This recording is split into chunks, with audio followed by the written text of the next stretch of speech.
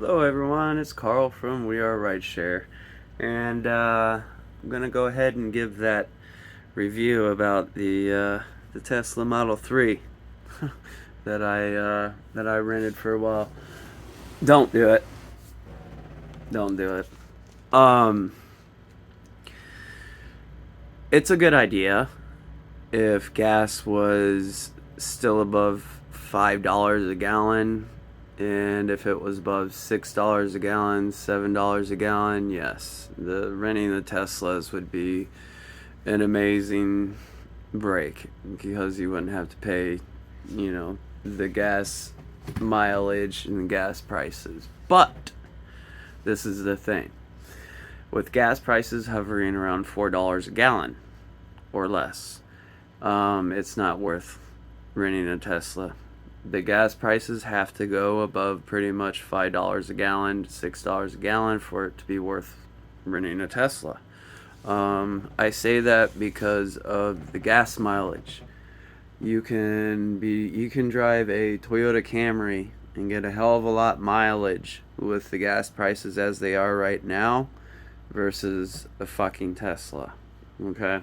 So the gas prices have a lot to do with whether or not it's worth renting a a Tesla to do Uber. Now, if you do Uber full time, it's about the only way you're going to be able to come ahead renting a Tesla.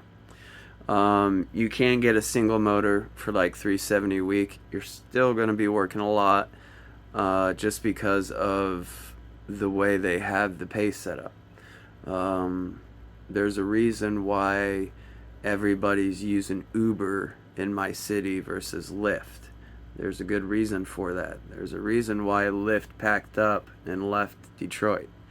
It's because that Uber has cut the prices so bad that can't make any money. For instance, Uber has long distances capped, so it doesn't go by your mileage. Uber caps the long distance drives. That's why you don't see very many Uber rides above $45, if any at all, let alone $60 or $65 like you used to see all the time with Lyft. So Uber has their longer distances capped out. That hurts with the Tesla's bad, because there's only three in my city. There's only three supercharging stations in like a 100-mile radius. So you basically got to stay in an area, and you got to pay attention to your battery, and you got to watch out, because if you go out of area too far, you're going to be stuck with no supercharger. And I know Uber says you're allowed to use other chargers, and that you get 40% off by using the EV Go chargers, but Uber, the place I rented from, does not have any of that set up. I had to order my own EV Go card to use. They're supposed to give you a card that you use, and if you use that, you're supposed to get 40% off of charging. Well, they don't do that. So you're stuck using Tesla's supercharger stations, and you're stuck having to pay Tesla's supercharging rates. So basically, this is what it got broken down to. For every $100 that you would make from doing Uber, you would have to basically go charge up your car if you're using a single motor. Now, that charge up would cost you about $20, so you'd make $80 actually, out of that 100. So there you go. So for every charge up for regular single motor Model 3 is about $20, and I didn't see it change, charging up at 2 a.m.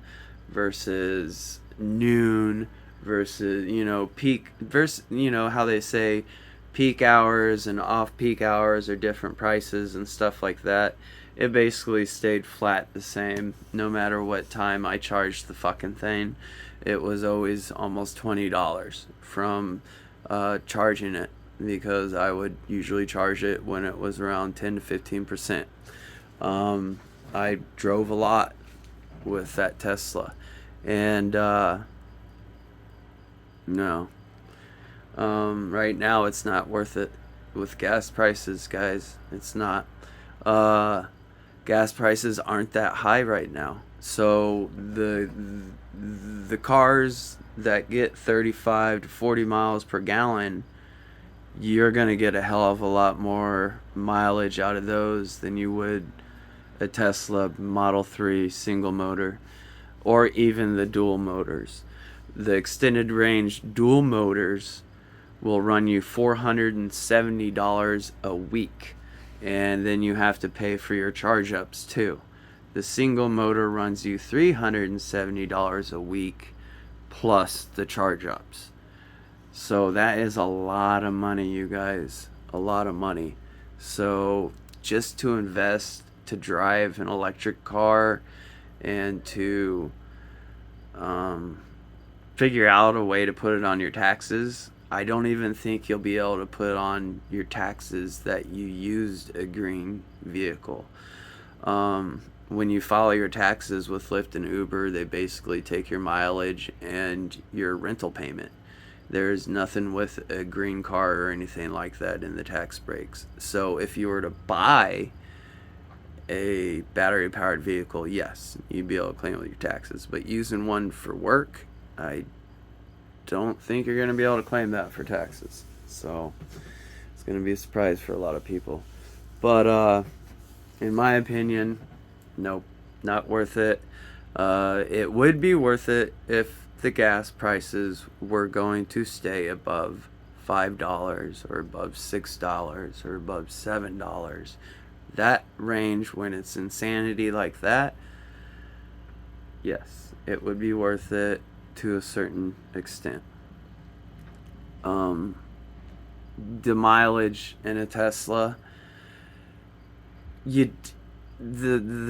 right, the single motor Model 3 is rated at 270 miles. There's two modes. There's standard mode, which lets you zoom off like a rocket, and you probably get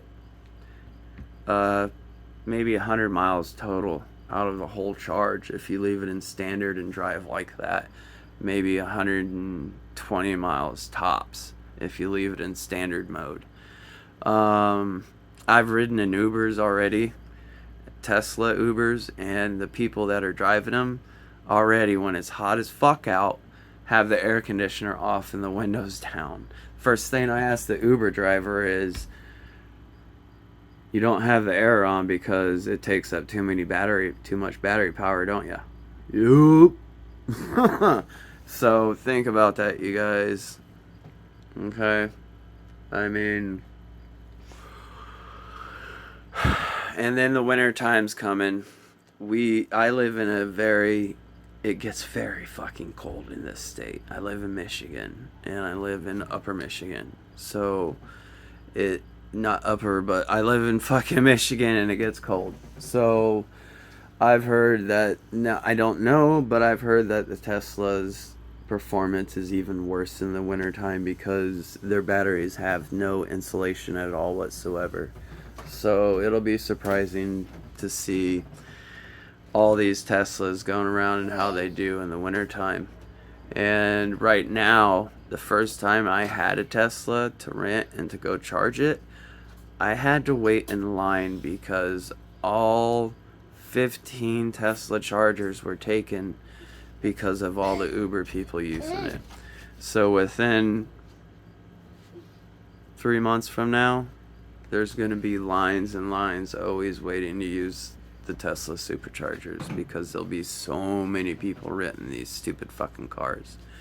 In my opinion, Tesla's not going to do so good once the big three comes out and everybody sees that General Motors and Ford and other car companies are using leather instead of plastic pieces all over their fucking car. The only thing leather in a Tesla is the seating. That's it. Everything else is plastic. So that's no good for me on a $65,000, $50,000 car or whatever. But that's my opinion. If you are gonna do it full time and you're gonna rent a Tesla, rent the dual motor and spend the extra $100 a month, and you'll be able to run a lot more runs doing that. If you are gonna rent one, it's gonna be a lot though. I paid $700 down for my vehicle, and I rented a single motor. I'm pretty sure they ripped me off big time. I had a huge problem with my rental. I was off app more days than I was on my Uber app with the Tesla, and they charged me and charged me and charged me, so didn't have a good experience. But as far as the car goes, Teslas are crap. Drive it and you'll see what I'm talking about. Everybody stay safe out there. I'm not trying to be negative, but once gas prices go above $5, $6, yeah, then it'd be interesting to see how well Tesla does. Uber has to adjust their pay too. If Uber doesn't adjust their pay, then the drivers are not going to keep driving, because it's very hard to make a living right now. So everybody stay safe. And that's my review on the Tesla Model 3 single motor. It's a thumbs down. So, bye.